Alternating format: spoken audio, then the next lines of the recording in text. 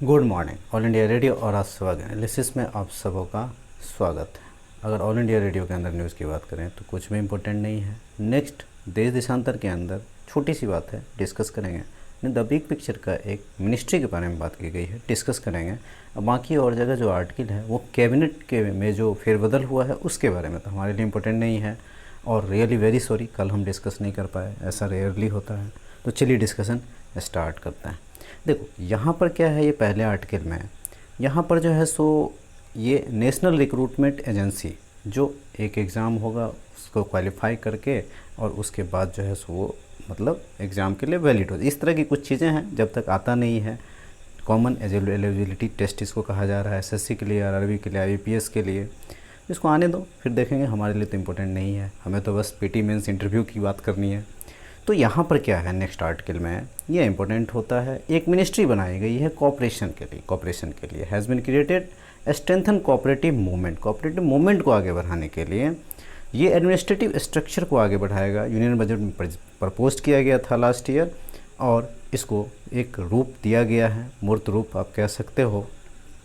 और यहाँ पर ये जो कोऑपरेटिव फेडरलिज्म का सबसे बड़ा उदाहरण है, यह मिल्क को आप देख सकते हो किस तरह से जो है सोसाइटीज़ को इनकलकेट करके सभी लोग मिल्क का प्रोडक्शन वर्ल्ड में नंबर वन है हम। अमूल जिस तरह से काम किया है आप देख सकते हो। अब देखो ये रूरल एरियाज़ की जो है एक नींव है बहुत बड़ी और क्रेडिट वर्कर्स को बढ़ाती है। जो महिलाएं होती हैं, वुमेंस होते हैं, मेल्स होते हैं, महिला जीवन कोऑपरेटिव क्रेडिट सोसाइटीज़ के ज़रिए फिशरीज़ कोऑपरेटिव सोसाइटीज़ बनाया जाता है। ये कम है, इसको और जो कोस्टल एरियाज़ में है जैसे तेलंगाना, आंध्र प्रदेश वगैरह यहाँ पर बढ़ाया जा सकता है। हाउसिंग कोऑपरेटिव सोसाइटी है, फाइनेंशियल तरीके से इसको बढ़ाया जा सकता है। प्राइमरी अर्बन कोऑपरेटिव बैंक भी है। मतलब यहाँ पर ये कहा जा रहा है कोऑपरेटिव स्ट्रक्चर का सबसे बड़ा एग्जाम्पल अमूल है जो 1904 के अराउंड और 1950 और बिकॉम एक्सटेंसिव बढ़ता चला गया, एक रोबस्ट तरीके से बहुत आगे बढ़ा। चैलेंजेस क्या क्या हैं इसके अंदर, बोर्ड का स्ट्रक्चर किस तरह का होगा, रूरल एरियाज़ पर किस तरह से district sector and state cooperative banks किस तरह से इसको गवर्न करती है, आगे लेकर जाती है, तभी पता चल पाएगा मॉडल किस तरह का है इसका। मिल्क कोऑपरेटिव ने एक बहुत बड़ा huge sources of income farmers को दिया है, but the growth of dairy sector is dismal. हालांकि अभी एक डिबेट भी चल रही है, आपको याद हो तो मिल्क के दाम 2 रुपये के आसपास बढ़ा दिया गया है। तर्क ये दिया गया कि चारा वगैरह जो पशुओं के होते हैं वो महंगा होता जा रहा है।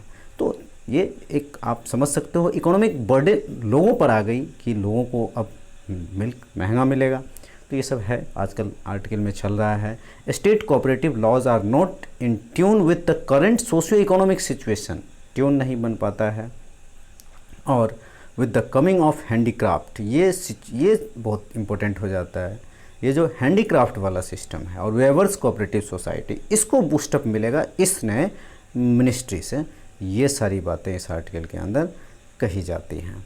और एक दो बातें और हैं कि consumer cooperative in urban areas भी बनना चाहिए। ईज़ ऑफ डूइंग बिजनेस के norms should be extended to all cooperative. Ease of doing business के नॉर्म्स को ईजी करना चाहिए ताकि कोऑपरेटिव फेडरलिज्म को आगे बढ़ाया जा सके। और डबल फार्मर इनकम को भी अगर बढ़ाना है तो फूड प्रोसेसिंग इंडस्ट्री को और लिबरल करना होगा। हम लोग नीदरलैंड से सीख सकते हैं एग्रो प्रोसेसिंग रूरल सेक्टर किस तरह से वो करते हैं।